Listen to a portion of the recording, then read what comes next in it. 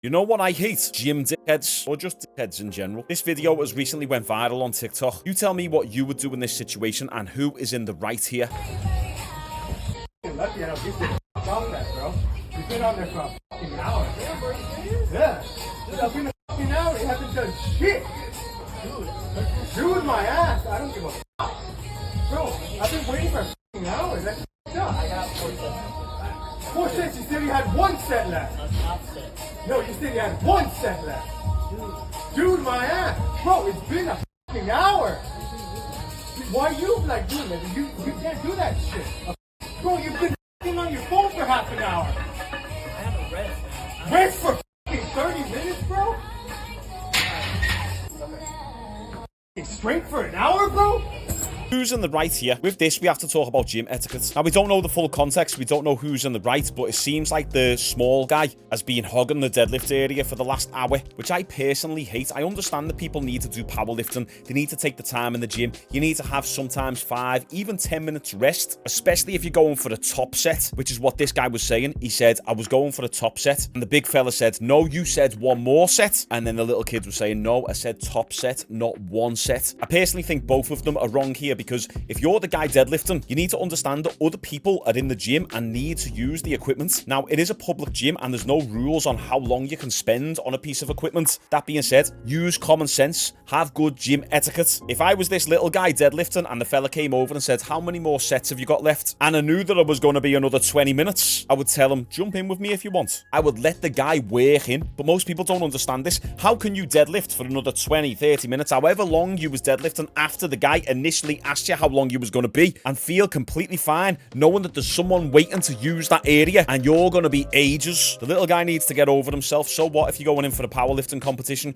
Your goals aren't more important than anyone else's in the gym. That being said, the big guy came over and straight away slapped the kid. And I know it was only a little tap, but by doing that, you crossed the line. The moment that you make physical contact with someone, you have to expect that something's going to come back your way. Unfortunately, the lad deadlifting didn't feel brave enough to stand up for himself. It goes back to what I say time and time again. Yeah, lifting is good, but you should also know how to fight and defend yourself. So if someone comes over to you like this, it doesn't matter if they're 5, 10 inches taller than you. You have the confidence to stand up for yourself. What that shorter lad should have done there is the moment that the big fella comes over and gives him a tap on the head or a little slap, he should have said, who are you touching? Don't touch me again, or watch what happens. What good is all that lifting and all that relative body strength if you won't actually stand up for yourself when someone comes over and slaps you in the head? So in my opinion, both of them are in the wrong. What are your thoughts on this one? That clip reminded me of a similar video which went viral months and months ago. Jim Rat gets mad and thinks he owns the machine.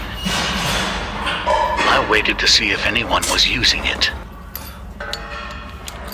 A book bag doesn't secure your spot on a machine, people. Interrupted my set and didn't approach with respect. Yeah, I'm using it. My stuff is right there. I'm using it. What are you talking about? I'm using it. My stuff is right there. I'm using it. But I literally waited for you, bro. No. I waited for somebody to show up the machine, bro. No.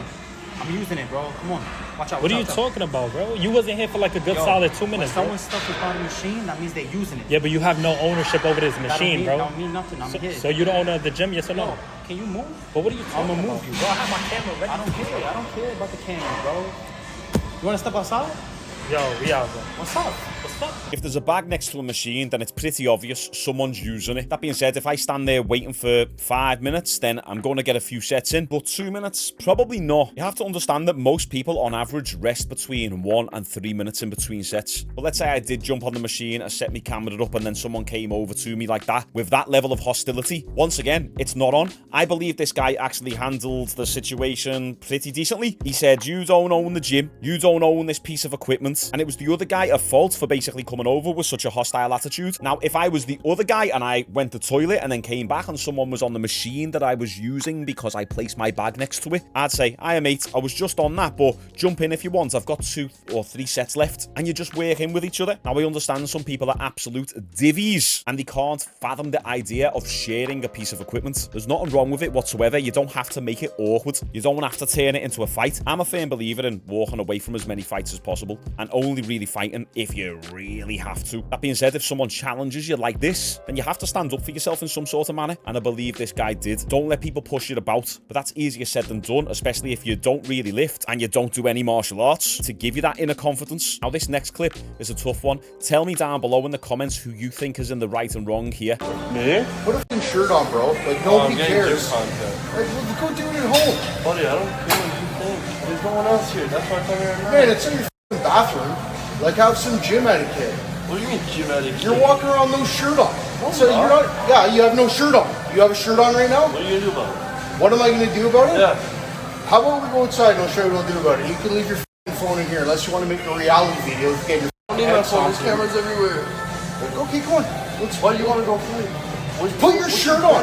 Because you look like a f***ing idiot. Yeah, I look like an idiot if I'm flexing in front of you, but if I'm getting gym contact, You look like an idiot. You look like an idiot. You think everybody here wants to see you walk around with your f***ing shirt off? Well, who thinks I want you in my face screaming at me? Then put a f***ing shirt on. Be a normal human being. You gonna put it on for me? Or you gonna let me finish my video and then put my shirt on? So that's a tough one in my eyes, because anyone who's got the shirt off in a public gym, you do look like a bit of a divvy. Now, you could almost say it's a double standard, because if someone's like a bodybuilder and clearly jacked out of the brain and they're doing it for a living, then I'm a little bit more inclined to look past it. But when you're just a kid with barely any pecs and a two-pack, I don't want to see it. It is just a little bit cringe. Like, is there nowhere else that you can do these pictures and videos? That being said, don't go into the changing room to do it either, and if you do, there better be no one there, and if someone walks into the changing room, you better turn that camera off. Don't post it on TikTok like most of these influencers do. Awkward locker room moments part 1. What I think his thoughts were. Oh God, look at this jackass. Move.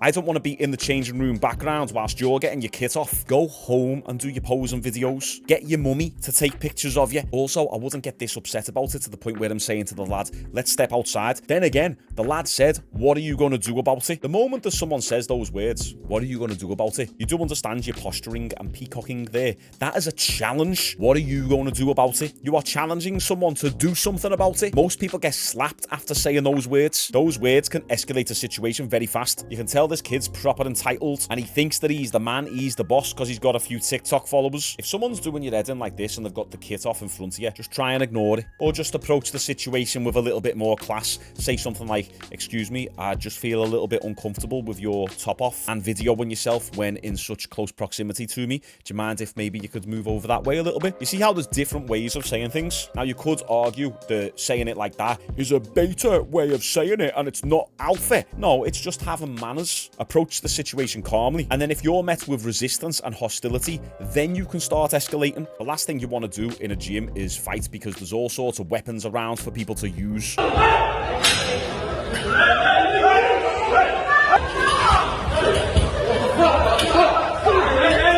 I've seen far too many gym fights online, and they never end good. Everyone was having a go at Joey Stacks for pulling out a knife when he got confronted by Big Boy. Yet, take that situation with Joey Stacks and Big Boy and put it in a gym. Everyone would be picking up cable attachments and plates and throwing barbells at each other. Unfortunately, in a street fight, there are no rules. And if you're fighting in the gym, that's classed as a street fight. There's many things that you can fall and crack your head on and split your skull open. So it's just not worth it. The gym should be a place where you feel included, where you feel a part of a community and welcomed. Not somewhere where there's hostility, but unfortunately this is the case, and for the most part you're going to find situations like this and confrontations like this in commercial gyms. When you go to the big juice head bodybuilder gyms and the powerlifting gyms, you never get confrontations like this, because there's an underlying tone of respect there for the gym and the environment. This is something I've tried to build my gym on: community and respect. It's not about having the most shiny brand new equipment, it's about having respect and community and support. That's what makes a gym. In fact, some of the months where I've spent a significant amount of money on equipment, we've actually had the most problems, and the times where we pretty much had nothing in the gym, everyone was happy. Also, the girl who gets in the way, she's got pretty good glute gains. Good on you. That's the video, guys. Make sure you tuned in this week, because I'm going to be putting out all my Dubai content. We're going to start off with the Dubai vlog, and then I've got a kickboxing and sparring video that I'm going to drop, and then me and my mates have got a podcast where we talk about success, mindset, life, relationships, and much more to keep you motivated in 2024. Make sure you subscribe, like the video, and I'll see you all on the next one.